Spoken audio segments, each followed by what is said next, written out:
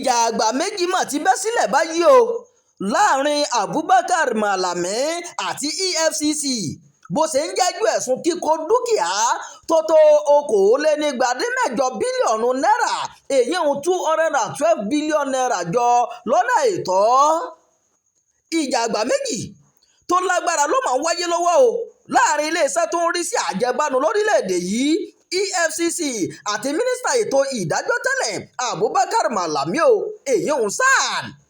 kò sóhun tó bẹ̀rẹ̀ ìjà náà ju àwọn dúkìá mọ́kànlélógójì tí owó rẹ̀ tó bílíọ̀nù lọ́nà okòólénígbadínmẹ́jọ náírà tí EFCC fẹ̀sùn rẹ̀ kan Malami o pé ó fi èrú kó jọ lásìkò tó wà ní ipò olóòtú àti mínísítà ètò ìdájọ́ Nàìjíríà. àwọn ilé olówó ńlá àti iléeṣẹ́ tó kúrò ní wàsá ní EFCC sọ pé Malami kó jọ nílùú Àbújá, Kánò àti ìpínlẹ̀ Kebbi. bákan náà ni wọ́n tún fi ẹ̀sùn àjẹbánu àti fífi èrú bojú kówó kan àkọ́bí rẹ̀ Abdulazeez Malami. ní ti àwọn dúkìá tó wà ní Kebbi wọ́n sí iye rẹ̀ sí 160 billion 195 million 950,000 naira nígbà tí wọ́n sì ti Kánò sí 16 billion 11 million 800,000 naira owó tó tó 34 billion 685 million ni wọ́n ka dúkìá Malami tó wà nílùú Àbújá sí o. àpapọ̀ owó tí wọ́n ní Abubakar Malami fi èrú kó tó fi fa dúkìá rẹpẹtẹ jọ náà jẹ́ 212 bílíọ̀nù náírà. àjọ EFCC ló sọ bẹ́ẹ̀ o.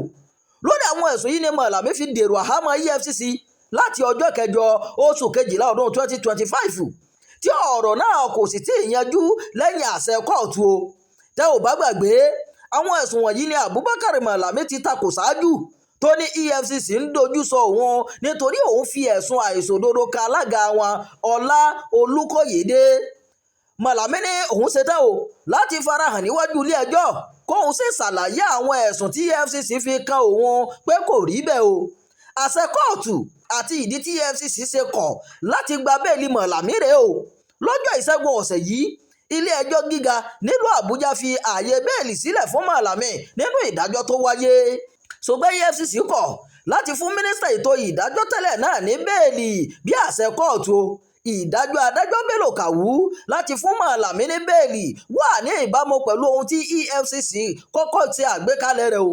àlàyé EFCC lọ́jọ́ 14 oṣù kejìlá yìí ni pé Malami kò rí nǹkan márùn-ún tí kóòtù ní kó ṣe kó tó lè lẹ́tọ̀ọ́ sí bẹ́ẹ̀lì ṣe o. wọ́n ní ìdí nìyẹn o tó fi wà ní àhámọ́ láti ọjọ́ kẹjọ oṣù kan náà.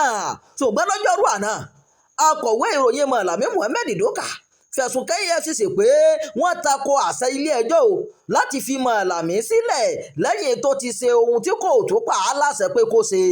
nínú àtẹ̀jáde kan tí Doka fi sí ojú òpó Facebook Malami lọ́jọ́rú ló ti kọ pé lẹ́yìn àṣẹ ilé ẹjọ́ gíga ìlú Àbújá tí kò rojú o lọ́jọ́ 23 oṣù kejìlá ọdún 2025 tó fi ààyè sílẹ̀ fún Abubakar Malami láti gba bẹ́ẹ̀lì o tí a sì ti ṣe ohun tó rọ̀ mọ́ bẹ́ẹ̀lì náà tí àwọn EFCC sì ti gba ẹ̀dà ìdájọ́ náà. wọ́n kọ̀ láti gba lẹ́tà tí kóòtù fi gbé àṣẹ rẹ̀ lẹ́sẹ̀ wọ́n sì ń dá Malami dúró sí àhámọ́ o èyí tó lòdì sí òfin. àtẹ̀jáde náà tó korò ojú sí bí Malami ṣe ń pẹ́ jù ní àhámọ́ o. wọ́n ní èyí tako ẹ̀tọ́ rẹ̀ bí ọmọnìyàn. bákan náà ni Malami fẹ̀sùn kàn EFCC pé wọn kò gbé òun lọ sí ilé ẹjọ́. ó ní wọ́n tún ń lo àwọn akọ̀ròyìn láti sọ àwọn ohun tó wù wọ́n nípa òun. nínú àlàyé Malami ṣáájú ló ti ní láti ọjọ́ 28 oṣù kọkànlá ni òun ti ṣètò bẹ́ẹ̀lì bí ilé ẹjọ́ ṣe pàṣẹ rẹ̀. ó ní EFCC ló yí àṣẹ náà padà o ṣùgbọ́n EFCC pàápàá tètè dá a padà bí owó bàbá àbìkan.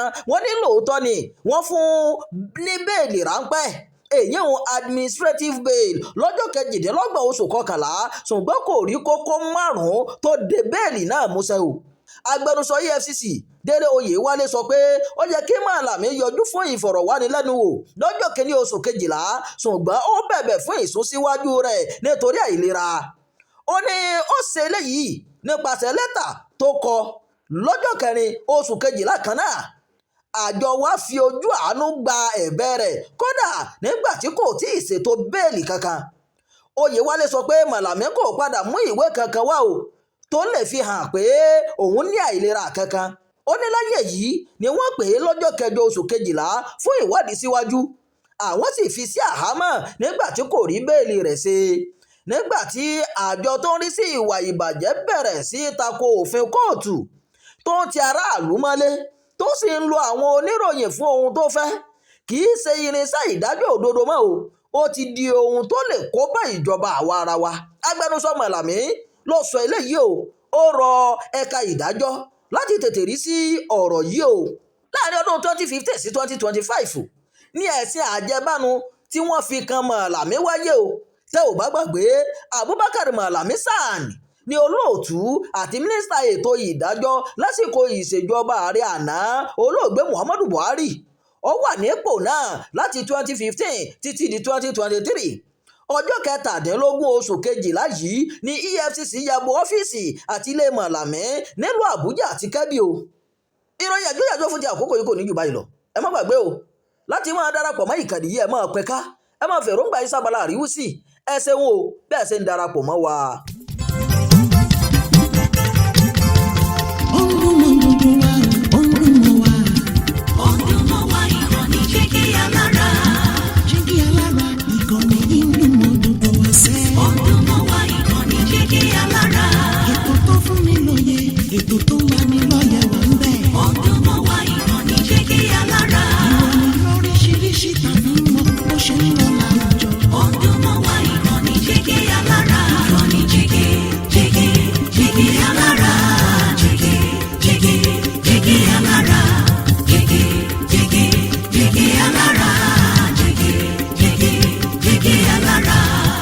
Ìkànnì Jígí Alára 24, bàbá gbogbo.